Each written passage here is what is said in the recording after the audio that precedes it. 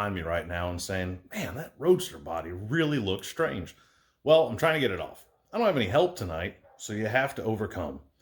And at a friend's build party, I learned something very special. Cherry pickers have multiple uses. Look at that. We're just going to get the body right off of here and see what happens.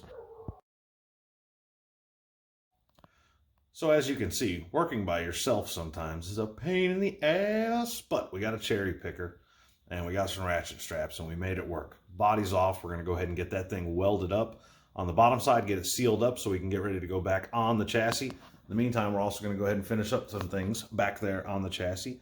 And if I can find a way to keep myself on task and not get distracted, then we might be all right. But as you can see, we have a garage full of distractions. There's airplanes, and there's the Roadster, and there's another car that I shouldn't have gotten, and a dollhouse, and there's a guitar. I'm building another one because why not? And there's another airplane, and there's some more up there, and then there's other stuff in the house, and then there's like 5 or 6 cars in the backyard. It's I need supervision. Help.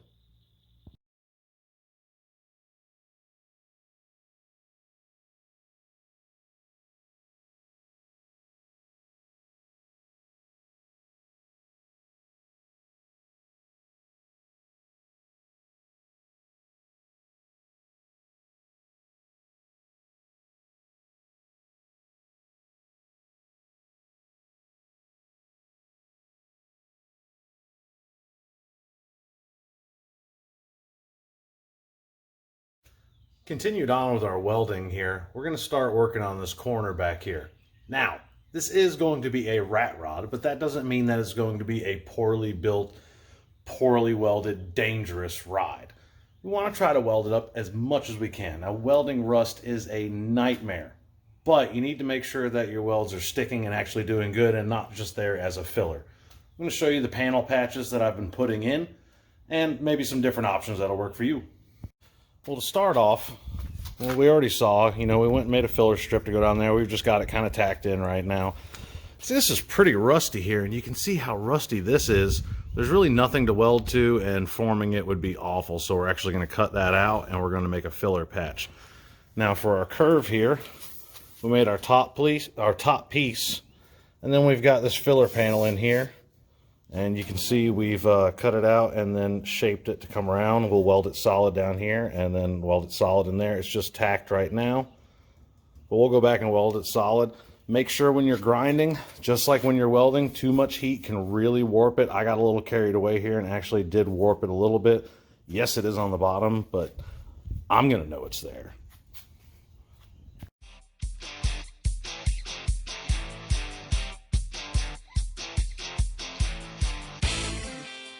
Well, look no further than the 1955 Ford Fairlane. Beep, beep.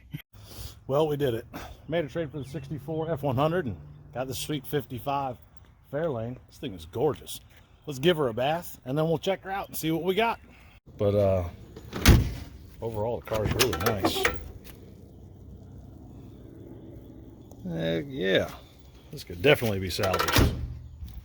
It's got a 272 Y block with a Ford automatic transmission. It's got one of those, I think it's a Holly 94 carburetor. Somebody put a glass bowl on it. So we're going to go ahead and see if we can fire this thing up. Now, this is the tricky part about this thing. This is a 6-volt positive ground. Now, we're using a 12-volt battery just to see if we can fire it up. Don't turn your lights on, you'll blow the bulbs. Let me show you what we got here. So, you've got your negative side actually runs to your starter solenoid, and your positive runs to your engine block.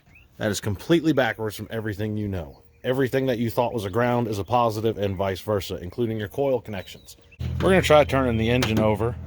I'm going to hook our positive ground up. Just kind of shove that on there for now. And the starter solenoid has failed, so we're going to do it this way. That turns over.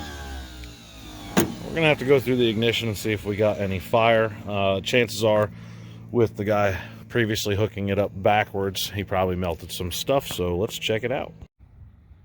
Sold, sold, sold. On our way to Wilmington. I know this is no surprise, but I did something dumb. I bought something I didn't need. but it's pretty cool. So let's take a look at it. What we've got here is a early 60s 170 straight 6 out of Mercury, 3-speed manual transmission. If you guys have never messed with one of these engines before, these are the same engines they used in Mustangs and Falcons, and I think even a couple Fairlanes. You can tell this is pre-64, 65 because it does have a road draft tube instead of a PCV valve in the valve cover. And also, these motors are unique in the fact that the intake manifold is integrated into the head. That is all cast as one piece. It's very simple, very basic. They didn't make a lot of power, but they're cool little, neat gas-sipping engines. And appreciate you guys stopping by. Got a lot of cool work done on the Roadster. The 55 Fairlane is gone. We were able to buy some really important parts for the Roadster. So when we get the body back on, we can still keep moving forward with everything. We've got an engine for the Oldsmobile. We'll get that swapped over, and we're doing a brand new wiring harness front to back. Still waiting on the Camaro to come back. It's now going to upholstery before it comes back to me for the final touch-ups on it. And we've got some other projects in the works too. But we got a lot of crazy stuff going on around here and in the rest of the world as well. And it's kind of slowed things down a little bit for me. But we'll get it picked back up. And if you guys have any comments, suggestions, questions, feel free to hit me up on social media, Greasy Boy Customs, or you can email me at greasyboycustoms@gmail.com. It's customs with a K, like all the cool kids, right? See you guys next time.